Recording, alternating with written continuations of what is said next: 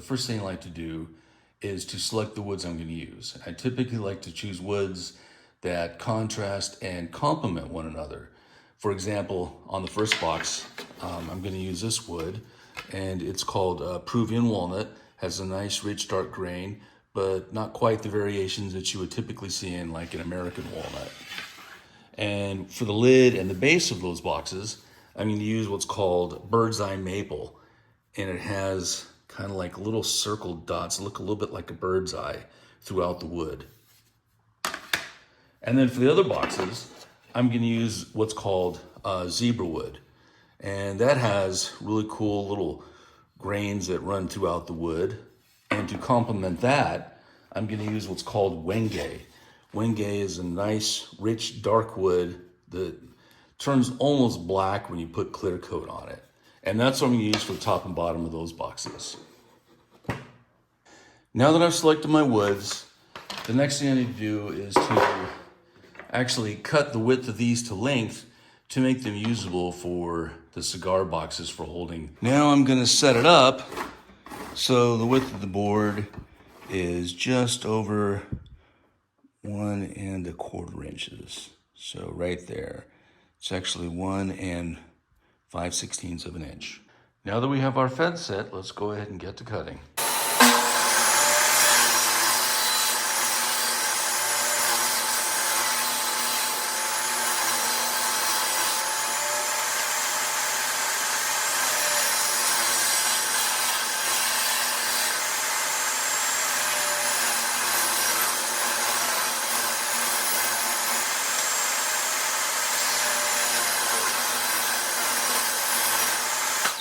All right, with our woods now cut, the next thing we'll do is we'll cut them to size and then take them to the finger joint cutter.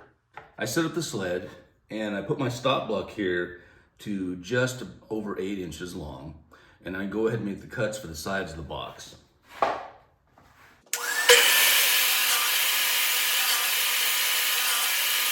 Now I've set my stop block to 3 3/4 inches for the short end of the box. I'll go ahead and make those cuts.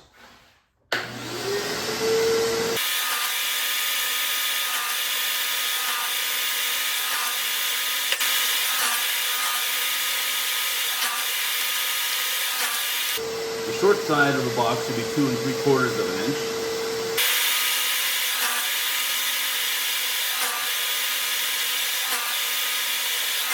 Here is the jig that I'm going to use to cut the finger joints of the boxes.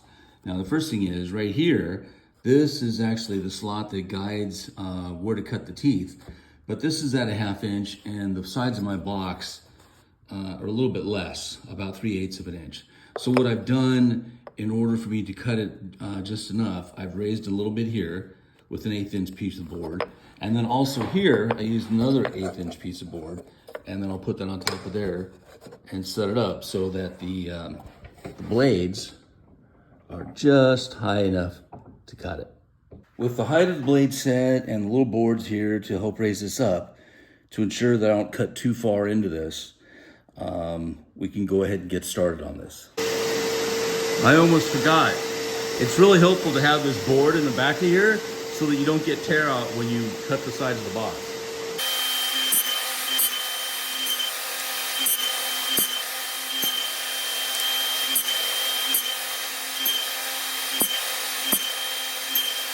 Now that the finger joints have been cut into the wood, we can go ahead and glue everything up.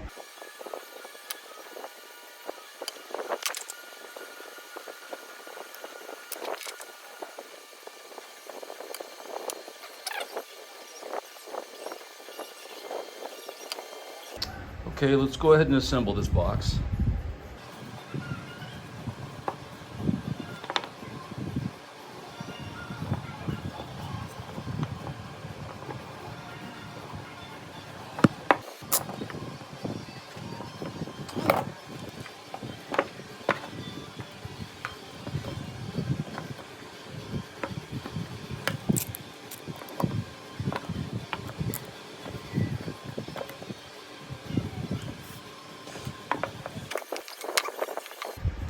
These big clamps to the long side.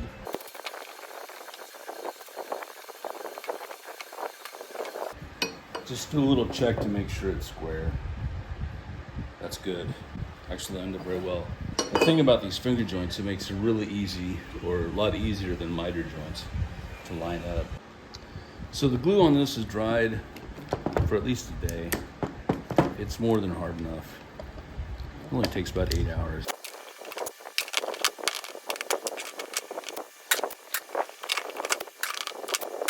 So the glue's dried. The next step is to just sand this smooth so that the boards that I cut to go on top of them will lay nice and flat. The glue has set up. I'm just gonna try and sand this a little smooth and sand the top a little smooth. You can see there's a little bit of a ridge there. Even though they're cut pretty well, they still need to be sanded so that the lids and the base of it sit flat. So I'm gonna go ahead and get this all sanded up.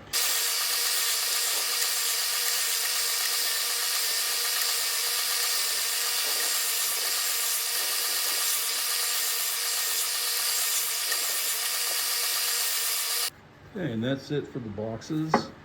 Now they're fairly flat. And the tops and the bottoms that I cut for them, I'll next glue them up. I've cut the lid and the base of the boxes with just a little bit of gap. And with that, I'm gonna go ahead and apply glue to the box frame and then glue the top and the bottom to it.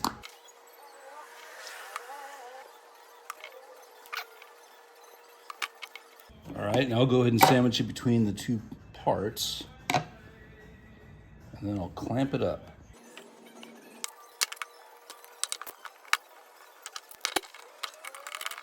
So I do have a lot of slop on here, but it will be okay because it will all be sanded flat. Just making sure that it's hanging over the edge everywhere on the box. So I'm gonna go ahead and do this one as well as the one I just did, which is the zebra wood and the wenge. I really want to see how this one turns out. This is that bird's eye maple and with the Peruvian walnut. So I'll go ahead and apply glue to that and clamp it up. I will take off the clamps and then go ahead and glue up the other two boxes. All right, the glue's now had a chance to finish drying. And go ahead and remove the clamps.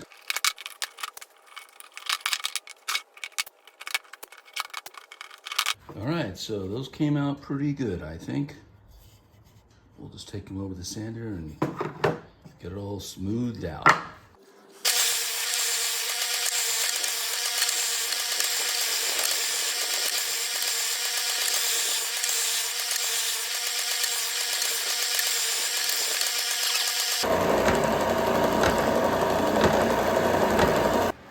All right, I finished sanding all the boxes, and you can see how the bird's eye maple came out. Looks pretty nice, and you look down the edge, looks nice and smooth. And you can see I've already marked them off. They're 3/16 of an inch from the edge, all around. And then for this one, I decided I'm not gonna put any dowels in. So I'm just gonna leave it as it is. The glue is actually strong enough. It just depends on, your preference of what you like in terms of looks, with or without dowels.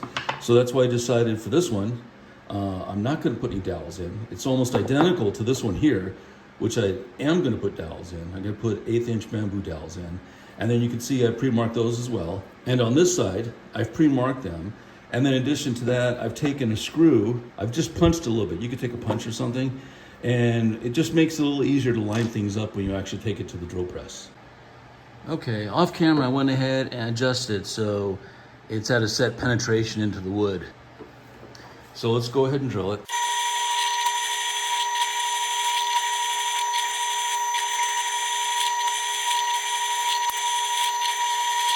Let's go ahead and drill these out as well.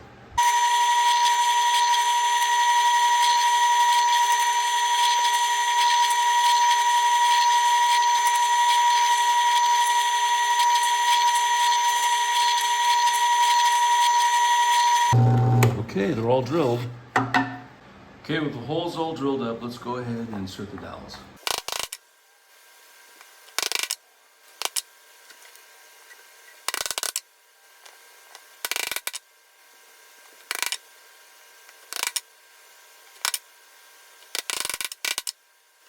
I'll let those dry and then cut them off tomorrow and then sand it smooth.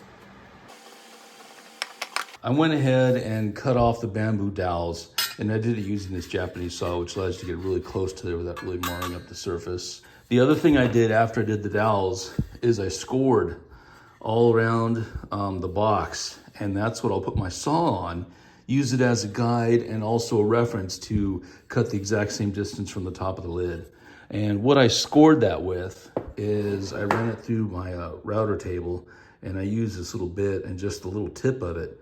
And that tip just put enough of a score in there so it will guide the saw quite well. The next thing I'm gonna go ahead and do is route all the corner edges of the box. So first lesson, anytime you use a router, use a test piece. I planned on doing this just as a round over, but you can see it cut a little deeper than I expected. So what I'm gonna go ahead and do is continue that all around the top and the bottom so it's consistent. It should still look okay, but it's not what I initially intended. So always make sure you run it on a test piece first.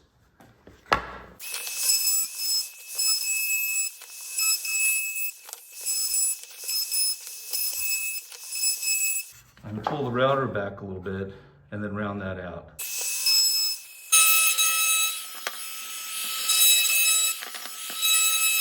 It's not what I intended, but it actually still looks good. Next thing, I take it over to the tool saw and cut it up.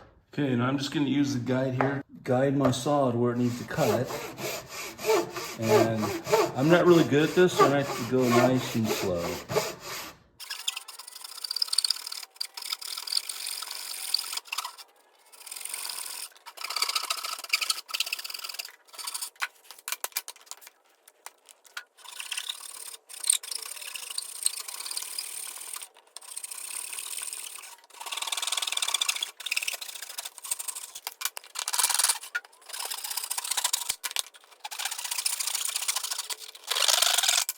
Okay, there we go. The lid's all cut. Now the next step is to take this to the sanding board. This is 4 sheets of sandpaper that have been attached to a piece of plywood using double back carpet tape. Even though I had the guides, you still run into these little saw cuts in there. See, I still need to go a little farther.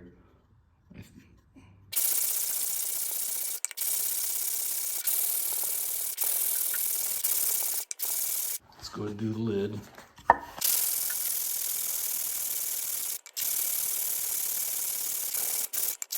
Let's see how it looks. I think that will work. Looks good. The next step in the process is to cut out the pieces of Spanish cedar to line the box and the lid.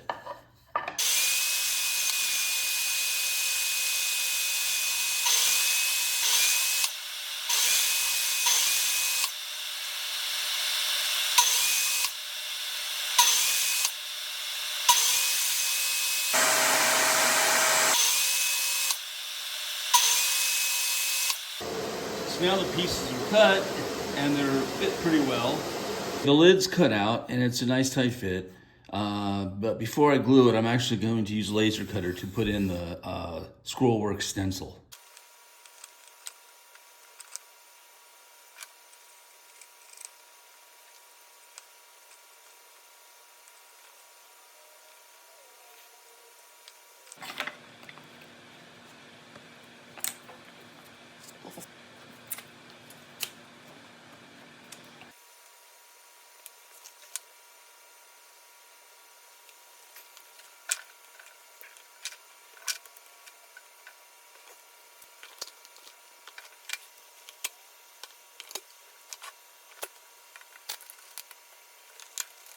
And we'll check on it tomorrow. Glues have now more than 12 hours to dry, so I'm gonna go ahead and remove all the clamps. Now this is a chance to dry, you can see how everything came out. I'll sand it a little bit to clean up some of this in here. I'll have to sand this down due to the fact that I left more length on here than I actually needed. And what I'm gonna use as a guide is my square right here.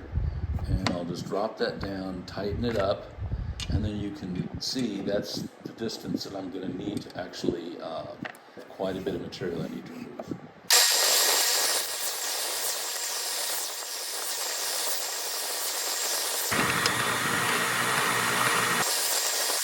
Sanded it down to the height I need it to be, I took this little hand sander and I rounded out the corners a little bit here.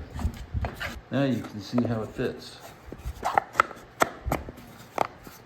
Pretty nice. Magnets on each end so that it will hold tight. Sand it and then clear coat it. Next I grabbed the centering ruler and I'm just going to mark the center point of the end of each side where I'm going to put a drill for the magnets. Then I'll take my center punch, it's just a screw, and just mark it so I can put my drill on the really easy to follow. And then I'll do that on the lid as well as on the box.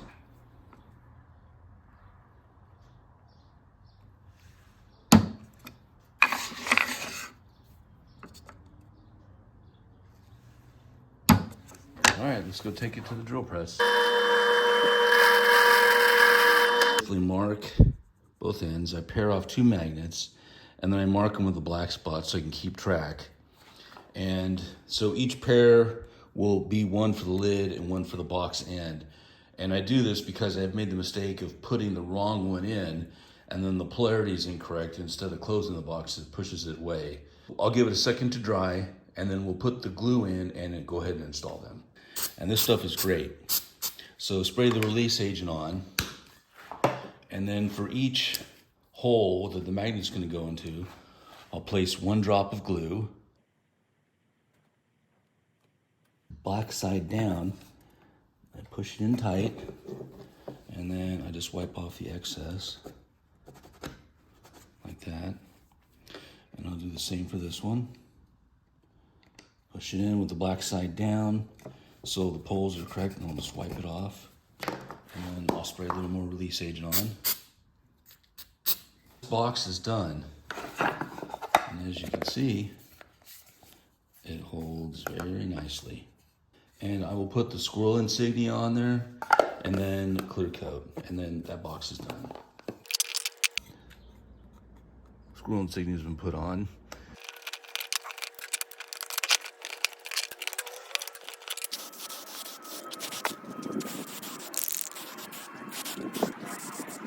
With the clear coat complete, we now have the ambrosia maple with the Peruvian walnut. We have the bird's eye maple with the Peruvian walnut. We also have the dowels and the wenge with the zebra wood.